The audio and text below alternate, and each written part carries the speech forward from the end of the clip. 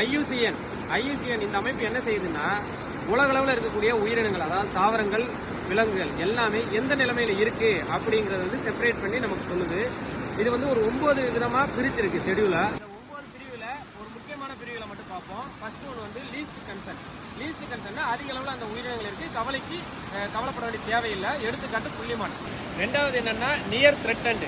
அந்த லீஸ்ட் கன்சர்ன்ல இருக்கிற விலங்கினத்தையோ ஒரு தாவரத்தையோ நம்ம கண்டுக்கிறாம விட்டோம்னா அது நியர் த்ரெட்டன்ட் வந்துடும், அதாவது அபாயத்துக்கு அருகில் இருக்கு அப்படின்னு வந்துடும். எடுத்துக்காட்டு என்னன்னா பனங்காடை. மூணாவது என்னன்னா வல்னரபிள்னா ஆபத்துல இருக்குன்னு அர்த்தம்.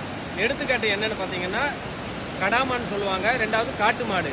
அதாவது நம்ம நியர் த்ரெட்டன்ல கண்டுக்கிறாம விட்டோம்னா அது அடுத்த ஸ்டேஜுக்கு வந்துடும். அடுத்த ஸ்டேஜ் என்னன்னா என்டேஞ்சர். வல்னரபிள்ல இருக்கக்கூடிய அனிமலை கண்டுக்கிறாம விட்டோம்னா என்டேஞ்சருக்கு வந்துடும். எடுத்துக்காட்டு புலி. அடுத்தது கிரிட்டிக்கலி என்டேஞ்சர்டு. இந்த என்டேஞ்சர்ல இருக்கிறத கண்டுக்கிறாம விட்டோம்னா கிரிட்டிக்கலி என்டேஞ்சருக்கு வந்துடும். கிரிட்டிக்கலி என்டேஞ்சர்னா மிகவும் ஆபத்தான நிலைமையில இருக்கு. இதை நம்ம சேவ் பண்ணலைன்னா முற்றிலுமா அழிஞ்சு போயிடும். லாஸ்டா எக்ஸ்டின்ட்.